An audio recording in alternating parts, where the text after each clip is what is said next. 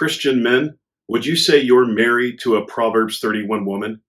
Christian women, would you say you are a Proverbs 31 woman?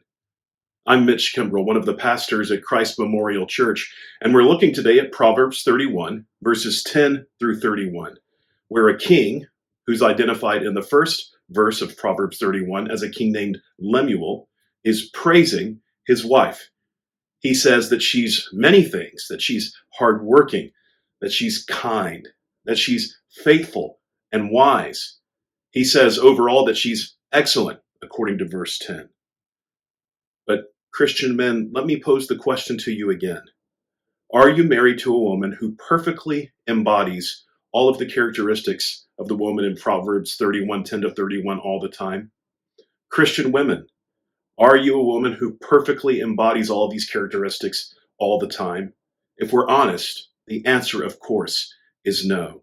So what's really going on in Proverbs 31, 10 to 31? Well, the king who's praising his wife, Lemuel, is best understood as Jesus. Lemuel points us to Jesus, and the bride he's praising is not one individual human bride, but rather he's praising the church. We know that from places like Ephesians chapter 5, where Paul tells us that marriage has been given to us by God to teach us what the relationship between Christ and his church is like. So when you see the Bible talking about marriage, think Christ and his church. And we know from Ephesians chapter 5 as well that Jesus is working even now to present his bride to himself in splendor, Paul says there, without spot or wrinkle or any such thing, without any blemish whatsoever.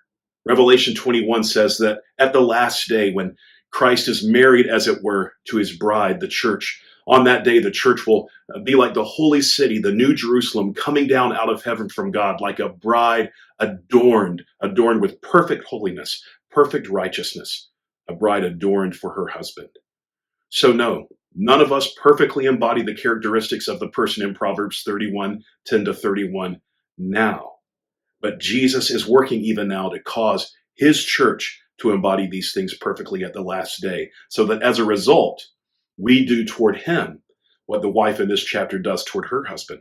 Listen to chapter 31 and verse 23. Her husband is known in the gates when he sits among the elders of the land. This wife exalts her husband.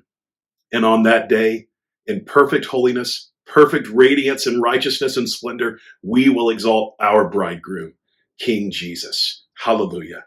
Have a wonderful day.